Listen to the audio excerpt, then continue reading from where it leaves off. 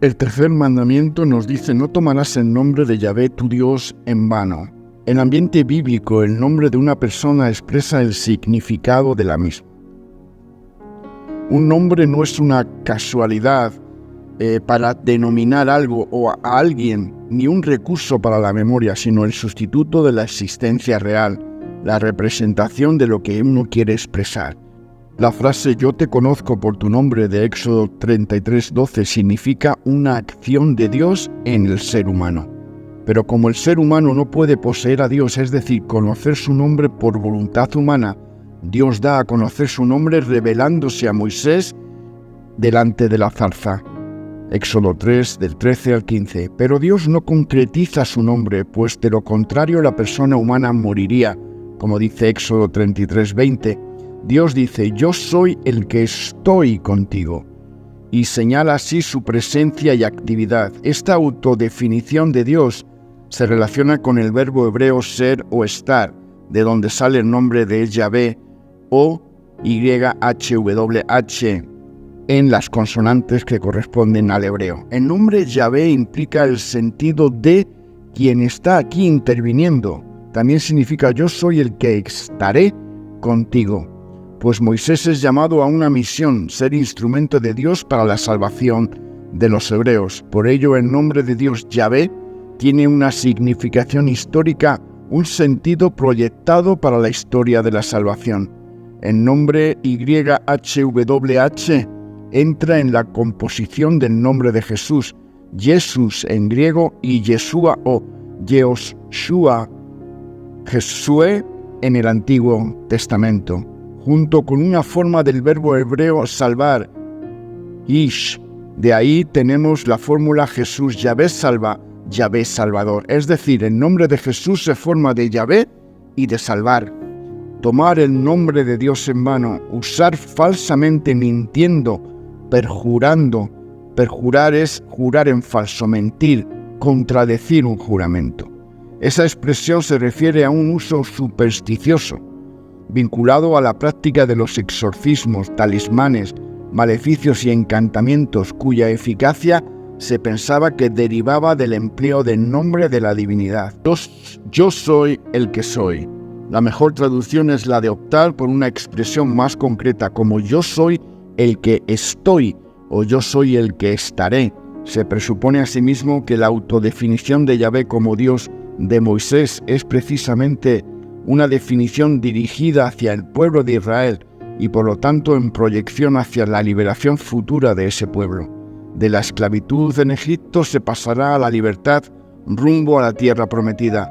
Para ello Moisés será el conductor de su pueblo y Yahvé el Dios que provee la libertad a Israel. Yahvé estará en Egipto al lado de su pueblo y estará también durante la marcha por el desierto y estará cuando las tribus de Israel entren en la tierra prometida, pues no los dejará huérfanos. De alguna manera, el tercer mandamiento se corresponde con el segundo mandamiento en el sentido de que el nombre de Dios, por más que sea la referencia a Yahvé, el Dios de Israel, puede ser espiritualmente distorsionado al convertirlo en una imagen, una semejanza a la cual se idolatra para fines individualistas. Pero los creyentes no podemos servirnos de Dios por caprichos nuestros. Él es Salvador y está cerca de nosotros, pero es libre y soberano. Debemos servirle y celebrar su nombre. El peor pecado contra este mandamiento era el de la blasfemia, que es un atentado y ofensa contra la santidad de Dios. Es una falta que debe ser castigada con la muerte en ceremonia pública de lapidación, como dice Levítico 24, del 10 al 16. Jesús fue acusado de blasfemo, en el sentido de hacerse igual a Dios en sus derechos y poder. En momentos finales de su vida ante el Sanedrín se confesó públicamente como el Mesías, Hijo de Dios, que habrá de venir con poder, ante lo cual los religiosos judíos hablaron la prueba máxima para llevarle a la muerte. Jesús tendría que haber sido lapidado por los judíos, pero, según Juan 18, solamente los romanos podían aplicar en aquella época la pena capital, por lo cual Jesús es llevado ante las autoridades romanas para que éstas dispongan finalmente de la condena. El trasfondo psicológico es que de esa manera los religiosos judíos se lavan las manos inteligentemente frente al pueblo al no ser ellos quienes matan físicamente a Jesús. El juramento por Dios implicaba tomar a Dios por testigo, invocando su autoridad y comprometiéndolo como responsable de tal afirmación de carácter irrevocable hecha por un ser humano. En el Antiguo Testamento no se prohibió jurar, pero se lo consideraba como un compromiso personal inviolable, nos dice Números 33. De ahí que cuando se lo hacía a la ligera corría el riesgo de ser una profanación. Jesús, condenando la rutina a la que se había llegado con el no cumplimiento de los juramentos, expone como único y suficiente el principio que lo que estaba a la base del juramento, la sinceridad, la honestidad, la pureza del corazón manifestada en lo exterior, siendo plenamente sinceros, que vuestro sí sea sí y vuestro no, no. Los juramentos son superfluos. Esa es la forma de santificar el nombre de Dios, no usándolo vana y supersticiosamente, sino siendo sinceros en todo y no teniendo a Dios como un amuleto.